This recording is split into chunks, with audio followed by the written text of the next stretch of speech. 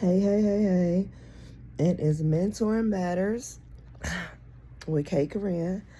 Now, I'm not feeling well, so I'm not looking well, and I'm not sounding well. But I'm really trying to get into the habit of putting my message out there when it is fresh. When it's on my mind, when I get the epiphany or whatever, every time I try to write it down, do it later, with my notes, it doesn't work out. So I want to talk to you all today about abstinence following the end of a relationship. Now, first off, abstinence gets a bad rap in secular society.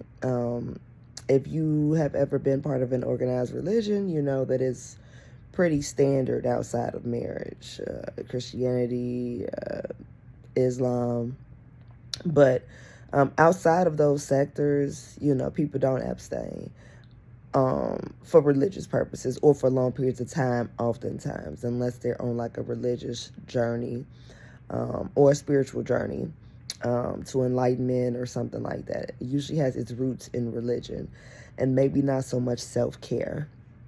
And then also when people are abstinent, it's a lot of ridiculous rhetoric about them being too loose or, being promiscuous, and therefore they need to abstain now to kind of take a break from issues in their bodies. And even though if that were the case, like if a former prostitute, decides she's getting out of the life and she's going to take 2 years to herself to kind of like heal her mind and body, is that wrong? Like, that's a positive thing still. But the more common time that I think that people should abstain is when coming out of a relationship. Whether we want to admit it or not, sex is the most intimate act in the world physically. Yes, there are other things that are intimate, like cuddling and talking and sharing your deepest, darkest secrets on the emotional level. And yes, of course. But physically, the most intimate thing in the world is to become one flesh with someone. During that time, you are yoking yourself together physically, emotionally, spiritually, literally. It is the consummation of a marriage or a relationship when used properly, and it melds you together. That's what it's meant to do. So when people try to have casual sex and it leads to all this heartbreak and emotional uproar and drama and bust windows, but you knew I was married, and all that drama comes from the fact that sex really was intended to pull you together. And so if you don't want to be pulled together with somebody, you shouldn't be sleeping with them, particularly not having unprotected sex with them, and you don't want to be close to them. It's just stupid, and it goes against the laws of nature. So when you have been engaging in this act with someone in the context of an exclusive relationship, that could have been a year, 2 years, 3 years, 10 years. Think about all those times y'all engaged in this ritual and exchanged energy. So the day that you tell this person you no longer want to be with them, you are still sitting on a ton of their energy, particularly us women as receivers. You have their energy physically and spiritually moving through you. And I think that's why it's tempting to hurry up and try to find somebody else. That's why people rebound, because you want to get that energy gone and replace it quickly. You don't want to be longing for them, thinking about them. You don't want to still be connected to them. But the thing is, that's going to have to run its course. It's kind of like drinking. Remember when you went through driver's ed, they told you cold showers, coffee, slap in the face. None of that will reduce your level of intoxication. It has to run its course. It's the same way with the energy left over from a relationship. So when you meet somebody else or you double back, to an old boo or old fling, or with social media you can go all the way back to your high school boyfriend if he's single, and and reconnect with him because that's a comfortable space, right? You know them, it's that familiarity. You're usually not gonna run out there and try to meet somebody super new when you're fragile like that. You're usually gonna start darting your eyes around for old people old people that you've dealt with on that level. But what you're doing there is now you're compounding energies. You already are wrestling with your energy, just your independent energy in your being. Then you're dealing with your energy that is downtrodden. Your relationship ended. You're sad about that. You didn't want it to end. If you wanted it to end, you wouldn't have began it, so to speak. This is somebody at some point that you wanted to be with, that you hope that you could find your happily ever after there with. And the disappointment of that not happening has created an additional energy in you. So now you're dealing with two strands of energy that are both yours. Then the energy of the person who you're no longer with. So it's three energies in there wrestling about. And now you're going to compound that energy with a past lover. And they're going to bring in their energy in whoever they're currently sleeping with or was most recently sleeping with. So now you're wrestling with all these energies and you're trying to find your peace in all of this. But how can you? It's too much going on. So one of the reasons that I advocate for abstinence after a relationship, and let me say that I'm right there with you. For a long time, I would double back on my college boyfriend for maybe 14, 15 years. When things didn't go right in relationships, even after my marriage, I would go back to him. So I'm familiar with it, with that, just not wanting to feel that tinge and wanting to be in familiar arms, looking for that comfort, looking for that camaraderie, especially somebody you used to deal with. Because you all have a whole bucket of memories of your own, inside jokes, and you know what each other likes, and it's easy to get back in that space. But it's the reason you're not with them. You know what I'm saying? So, all those competing energies, all they do is delay the healing process. You've got to let yourself be disappointed. You've got to let yourself cry it out, even if those aren't physical tears.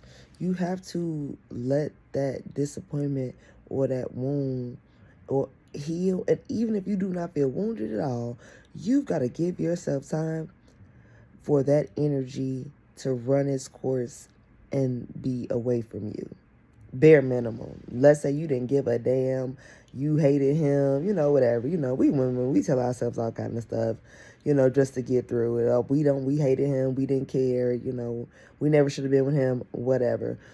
You still need time to let what was cease to be. So if that relationship lasted a year, you need at least 6 months of being untouched to restore yourself so that only you is in you. You know what I'm saying? You know what I'm saying? Only you is in you after 6 months and you dealt with somebody a year. If you dealt with somebody 2 years, you might need a year. I'm not saying it's always half the time, but a lot of times it is. Now, of course, if you're with somebody 10 years, you don't have to practice 5 years of abstinence. But just be cognizant of what you need. And a lot of times what we need is to consecrate ourselves. A lot of times we just need to not be grappling with an energy that is not our own. And once we sit with our own energy, we can be reflective. We can decide how we want to move in the future based on how we moved in this relationship. What did we learn? How did we grow? How were we challenged? I oftentimes say that relationships are going to put on the big projector a lot of things that are already going on within you. What was on the big projector? What was on that theater-sized screen during that relationship? Take some time to deal with it. And you can't deal with that while laid up with somebody else. You can't deal with that and go out and have a one-night stand just so he's not the last person you slept with. You can't deal with that and be sexting somebody else. Like, it just doesn't work like that.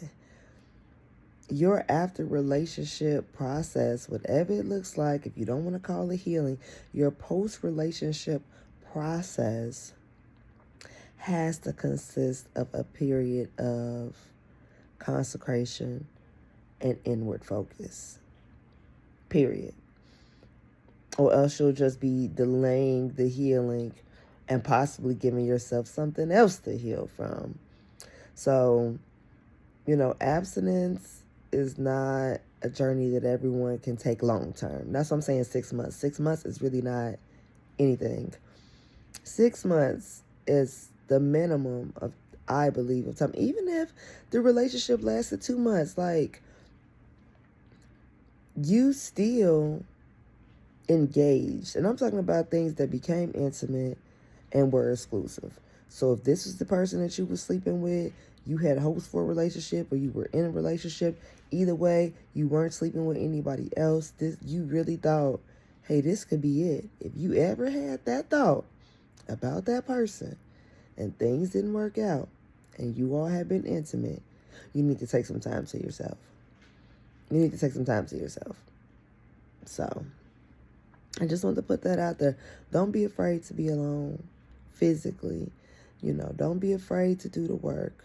Don't be afraid to cross them legs at the ankles and take some time to figure things out. And I think it's just hardest when you first attempt it. If you've never done it before, it's like, and it's not even hard, it's scary. Especially if you've always been somebody's girl, or you're a serial dater, or, you haven't taken much time. I have been there. I came out of a 6-year marriage and called, like I said, the person that I dated in college immediately and tried to just pick up where I left off. Like, did not want to feel that stench of soloness, but I've outgrown that thinking, and you can outgrow it before I outgrew it if you are aware of it. That's the thing. That's what we as women need to do. Things that I learned now at 38, I immediately text or call my 21-year-old daughter and put her up on game, because if she can have the wisdom that I have now at her age, she'll be unstoppable. Now, some things, of course, she's going to want to run her own race and learn her own lessons, but that does not have to be everything. Your parents or the people that are older than you should be able to save you certain heartbreaks. You don't have to go through every heartbreak. You do not have to learn every lesson through the school of hard knocks. That is not necessary. Some things you could take somebody's word for it and be glad you did. We didn't have to go through slavery to know it was bad. You know what I mean? Like, we took the lessons from the ancestors, and we're grateful, to be free and able to get out here and get it and make their dreams come true. You don't have to go through everything that the previous generation went through. You can learn from their mistakes and make better decisions right out the gate. It's like the lineage of evolution. We keep getting smarter. We keep getting wiser. We keep applying new knowledge. My mother went further in life than her mother. I am going a little further than my mom, and my daughters will go further than me. That is the design. But in order to do that, we can't keep going all the way back to square one. We got to start where the last person left off. So don't be afraid to not make all your own mistakes. Make some of your own mistakes, and then let other people make some of the other mistakes, and put yourself up on game, and have an ear to listen and learn. I'm a lifelong learner. I am forever learning, and it's important to never get to the place in life where you feel like you know it all. So, ladies, and it's not just for ladies, this applies to anyone. Like, that energy sharing is real. Take the time that you need to be with you. Yes? I watch TV on the TV. I'm done with everything. You are interrupting my video. Because what you're saying is you need the other phone, right? Yes. Thank you. like a generous mom. Mentor matters.